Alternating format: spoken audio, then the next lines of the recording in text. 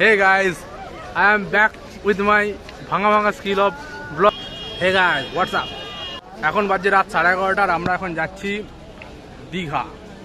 হঠাৎ করে প্ল্যান হলো দীঘা যাওয়ার। আজকে তারিখ হচ্ছে 7th of July 2022। এখন বাজে রাত 11:30। ধর্মতলা এসপ্ল্যানেড বাস স্ট্যান্ডে দাঁড়িয়ে আছি। এখান থেকে বাস ছাড়বে ভোরবেলা, পৌঁছাবো 5:30 নাগাদ করে। লকডাউনের পরে এই প্রথম ঘুরতে বেরোনো, টোটালি আনপ্ল্যান্ড হয়েছে ব্যাপারটা। দুজনে লেকের ধারে বসে গল্প করছিলাম, হঠাৎ করেই প্ল্যান হলো যে ঘুরতে যাওয়ার কোথাও। তো বাঙালির তো দীপুদা রয়েছে, দীঘাপুরি দার্জিলিং, সেই দার্জিলিংয়ে এখন যাচ্ছি। সরি, দীঘায়। আমি জানি আমার অনেক ফ্যান আছে, পাক্কা 10টা ফ্যান। তার মধ্যে নিজেরই 3-4 থেকে সাবস্ক্রাইব করা। চিন্তা করার কোনো কারণ নেই, বিশাল ওভারকাম। আমরা করব জয়। দীঘায় গিয়ে সমুদ্রটা দেখা যাক কতটা দেখানো যেতে পারে। এই বাস পরমেশ্বর বাস। হাই গাইজ, আবার দেখা হবে কোনো হলডে গিয়ে। আমরা এই জাস্ট মাত্র বাসে উঠলাম।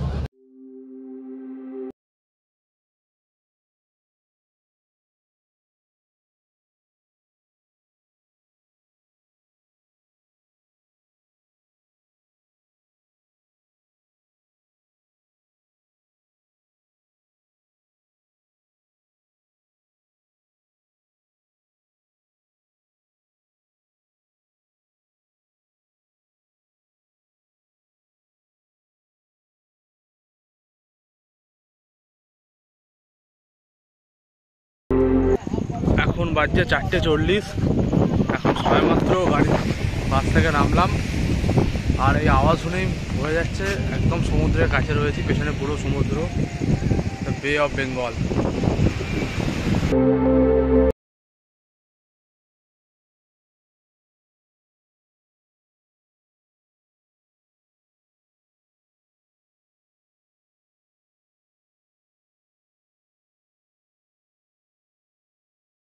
মেরিন ড্রাইভের মতো দেখতে জায়গাগুলো থেকে হেঁটে হেঁটে যাচ্ছি নিউ দীঘা বিচের দিকে। এখন ভোর 4:30। এখন থেকেই লোকের যা ভিড় রয়েছে বিচেতে, হয়তো নিউ দীঘাতে এখনই হয়তো বিভৎস ভিড় হবে। আর এই সাইডটায় কিছু একটা চলছে, হয়তো নেক্সট টাইম আসলে কিছু দেখতে পাওয়া যাবে। সুন্দরভাবে আমরা বিচের ধারে বসেছিলাম, কিন্তু এই মনোরম ওয়েদার আমাদের দিকে আর রাখলো না। এখন বৃষ্টি এসে গেছে। এখন ছাতা হাতে আমরা যাচ্ছি, নতুন বিচের দিকে যাচ্ছি, কোনো কাজ নেই। ছাতাটা খুলতেই হলো আমাদের দিকে। বৃষ্টিটাও বলি একটু পরের দিকে আসতে হয়, কিন্তু যাই হোক ওয়েদারটা একদম মাস্ত আছে। সুন্দর ঢেউয়ের আওয়াজ, হাতে ছাতা, সুন্দর মনে পড়ছে না। সুন্দর বৃষ্টি ওয়েদার, সাথে সমুদ্রের ঢেউ, সারা রাতে ক্লান্তি পুরো দূর।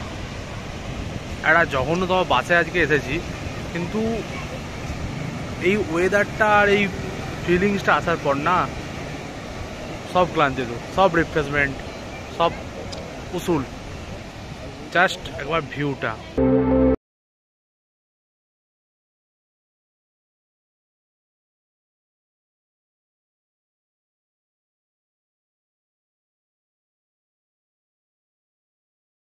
এখন বাজছে সকাল 5টা, আর এখন থেকে ভিড়টা শুধু পেছনে একবার দেখো। মানে এমন করে বলছে না বহুত সাবস্ক্রাইবার আছে, তো 10টা সাবস্ক্রাইবার, তার মধ্যে 4টে আমার নিজেরই করা।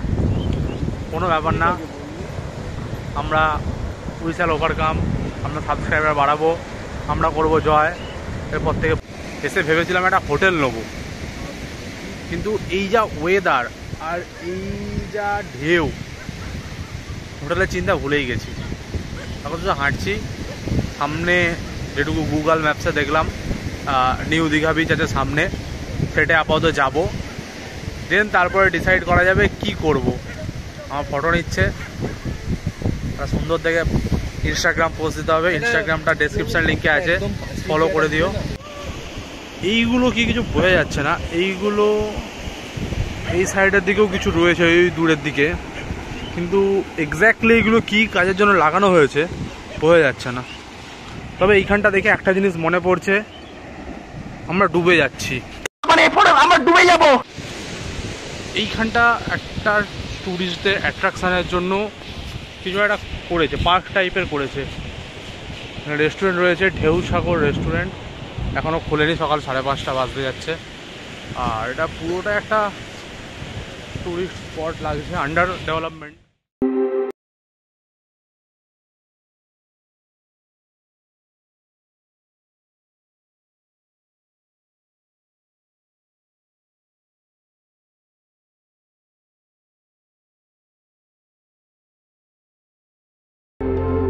সারা রাতের ক্লান্তি, রাত 11টায় বেরিয়েছি আর এখন বাজছে সকাল 5:30। সমস্ত ক্লান্তি দূর হয়ে গেছে। জাস্ট এই ভিউগুলো শুধু দেখো, এদিকে ঢেউয়ের ভিউ আর পেছন দিকে মানে দেখা যাচ্ছে না ক্যামেরা ঠিক মতো, বাট ওই দিকটা সানরাইজ হয়েছে ওই সাইডটার দিকে, ট্রিমেন্ডাস লেভেলে সুন্দর দেখতে লাগছে, মানে বলে বোঝানো যাবে না। গাইস গাইস গাইস, এই যে ক্রেজি ওয়েদার পুরো একদম। একটু আগে বৃষ্টি হচ্ছিল, এখন পুরো রোদ বেরিয়ে গেছে, অথচ একটু একটু মেঘ ওই দিকের দিকে রয়েছে এখনো। গাইস দেখো দেখো শুধু একবার জুম, এরা পুরো বোটটাকে চাগিয়ে সমুদ্রে নামিয়ে দিচ্ছে, জাস্ট দেখো। ও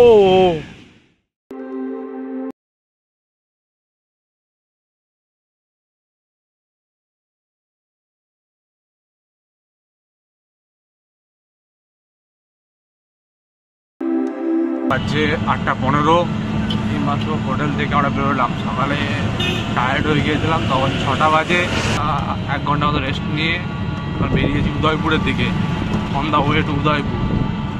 আর দেখতে দেখতে যাচ্ছি, এদিকে অনেক কিছু চেঞ্জ হয়েছে।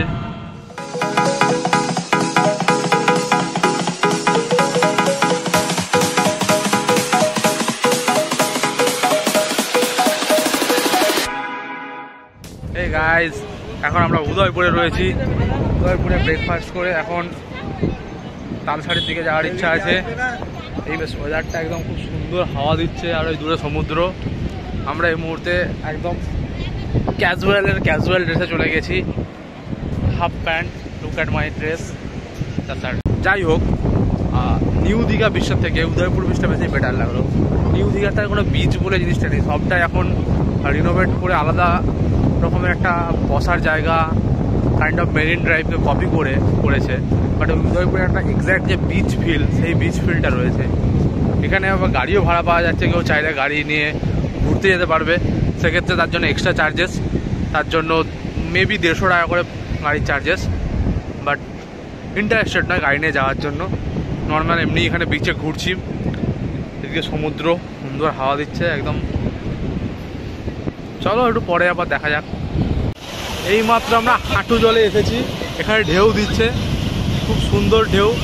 একদম সেই বাড়ির বন্যার কথা মনে পড়ে যাচ্ছে, যেরকম বন্যার সময় আমরা এনজয় করতাম না, বড় ঢেউ হলো। একটা বিভৎস লেভেলে ভালো লাগছে, রিফ্রেশমেন্ট।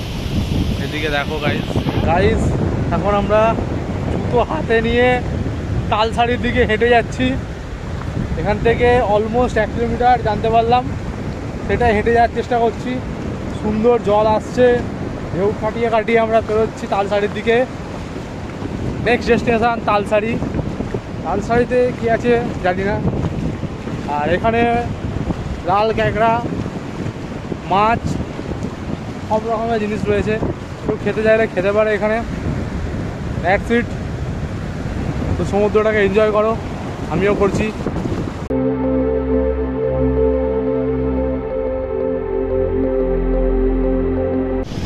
গাইজ জাস্ট এইমাত্র আমরা বোট র্যাফটিং করে এলাম। It's a hilarious experience for us. মারাত্মক লেগেছে একদম, অলমোস্ট সমুদ্রের অনেকটা ভেতরে চলে গিয়েছিলাম। আজ সমুদ্র বলবো না, বাট অনেকটা ভেতরে চলে গিয়েছিলাম। বাট বিভৎস সুন্দর এক্সপিরিয়েন্স, কিন্তু দুর্ভাগ্য কোনো গোপ্রো না থাকার জন্য ভালো করে ক্যাপচার করতে পারিনি ভিডিওটা। But otherwise seriously tremendous experience. আরও ব্যানানা রাইড বা আদার্স অনেক রাইড আছে, বাইক রাইড, বাট সেইগুলো ইমিডিয়েট করবো না, কারণ এবার প্ল্যান হলে করতেও পারি, তার ঠিক নেই, বাট না করার চান্সই বেশি। বাট দেখছি কী করা যায়। বাট এই বোট র্যাফটিংটা হিলিরিয়াস ছিল, জাস্ট ছেলের যাক দুমদাম কাঁচার খেলাম, কাঁচার খেয়ে ভাই আলাদাই লেভেলের এক্সপিরিয়েন্স। গাইস পুরো গেছি, কোনো এনার্জি নেই। সেই সুদূর উদয়পুর থেকে হেঁটে হেঁটে হেঁটে হেঁটে নিউ দীঘা পর্যন্ত এলাম, তারপর এখানে ঝাউবনে এসেছি, কোনো এনার্জি নেই আর, লিটারেলি কোনো এনার্জি নেই। আর এখানটা এসে কিছুক্ষণ রেস্ট নেবো। এখনও পরে সকাল থেকে মাছ খেতে পারে না, দীঘার যে ফেমাস মাছ সেই মাছই খেতে পারে না। কিছুক্ষণ আগে ভ্লগ করতে পারিনি কারণ জলে নেমেছিলাম আর ফোনটা জলের মধ্যে শুধু ভিজে যাচ্ছিলো বারবার, তাই ফোনটা বের করে ভ্লগ করতে পারছিলাম না। এখন একটু ফাঁকা জায়গা আছে তাই এখন ভ্লগ করছি, অত্যধিক প্রফেশনাল তো তাই ফাঁকা জায়গায় ভ্লগ করছি। আদারওয়াইজ ঠিক আছে, যখন মাছ খাবো মাছের ছবি দেখাবো, তোমরাও লোভ দিও 10 জন সাবস্ক্রাইবার, কিপ ইট আপ। এখন আমরা রয়েছি ওল্ড দীঘাতে, আর এখানে ঢেউগুলো মারাত্মক বড় বড় ঢেউ আসছে, নিউ দীঘার থেকে অনেক গুণে বড় বড় ঢেউ আসছে। জাস্ট দেখো শুধু ঢেউগুলো একবার, মানে যথেষ্ট বড় বড়। যখন আমরা র্যাফটিং করছিলাম মাঝ সমুদ্রে গিয়ে যেরকম বড় ঢেউ পাচ্ছিলাম না, এইখানে এক্স্যাক্ট সেরকম ঢেউগুলো আছে, একদম এক্স্যাক্ট। আর সামনে থেকে আর যথেষ্ট স্পিড ঢেউগুলোর। গাইস এখন আমি আছি ওল্ড দীঘার কাছে, এখানে বিভৎস রকমের ঢেউ খেলাম। এখন পেছনে রয়েছে আই লাভ দীঘার যে সিম্বল, আমাদের বিখ্যাত সব জায়গায় যেটা রয়েছে, I love Kolkata, I love Digha, সেরকমই here is that I love Digha. এই যে আই লাভ দীঘা রয়েছে পেছনে আমার দেখতে পাওয়া যাচ্ছে, আর সাথে রয়েছে বিশ্ব বাংলা, এটা এখন টুরিস্ট স্পট রয়েছে। আগের থেকে টোটাল পুরো চেঞ্জ হয়ে গেছে দীঘা, এখন আর সেই আগের জিনিসটা নেই। জানি না ভয়েস কতটা শোনা যাচ্ছে, পুরোটা হাওয়া দিচ্ছে চারদিকে। এখনও পর্যন্ত লাঞ্চ হয় না, দীঘা এসে দীঘার ফেমাস মাছ এখনও পর্যন্ত কিছু খাওয়া হয় না। তো এবার এখন আমরা বাজছে কাজ করে না 12:30 বাজতে যাচ্ছে। এখান থেকে আমরা প্ল্যান করছি যে কোথাও কিছু লাঞ্চ করতে যাওয়ার, দেখছি কোথায় লাঞ্চ করতে যাওয়া যায়। সেভাবে স্পেসিফিক করে কিছু লাঞ্চ করার প্ল্যান নেই, ভাবছি যে কিছু নর্মাল মাছ ফিশ টাইপের কিছু খাবো। তো চলো যাওয়া যাক।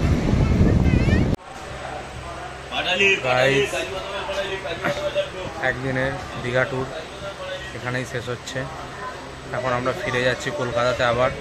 অলরেডি ট্রেনে উঠে পড়েছি, 6টা 25-এ ট্রেন, আর এখন বাজছে 6টা 11, আর মিনিট 13-15-র মধ্যে গাড়িটা ছেড়ে দেবে, দীঘাকে বিদায় জানাতে হবে। ট্রেন পুরো ফাঁকা, 60 টাকা লস গেছে। জানতাম না, প্রথমে ভেবেছিলাম IRCTC-তে বুক করবো না, তার ভাবলাম স্টেশনে রিজার্ভেশন বুক করে নেবো, তাহলে সস্তায় হয়ে যাবে, ট্যাক্স লাগবে না। 18% GST বাঁচাতে গিয়েছিলাম, 18% GST বাঁচানোর চক্করে আমাদের টোটাল চার্জেস 60 টাকা এক্সট্রা পড়লো। কারণ অনেক দিন পর আবার ব্লগ করলাম, প্রায় যাবৎ বছর দুয়েক আগে এই ব্লগ করা বন্ধ করে দিয়েছিলাম। আজকে আবার ব্লগ শুরু করলাম, ভাবছি ব্লগটাকে কন্টিনিউ করবো।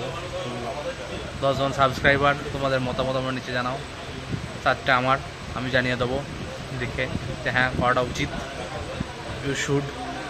ওকে, পরবর্তী দেখা যাক কোথায় যাওয়া যায়, বা কলকাতা দিয়ে কোথাও ঘুরতে গেলে সেখানে ব্লগগুলো করবো। ঠিক আছে, চলো টাটা বাই, দেখা হচ্ছে আবার কখনো। সাড়ে ভাই এবার পুরো মুখ অন্ধকার হয়ে গেছে আমার, কিছু দেখতে পাইনি। আমরা জাস্ট এই মধ্যে হাই চালাই, রাস্তা নেই এদিকে।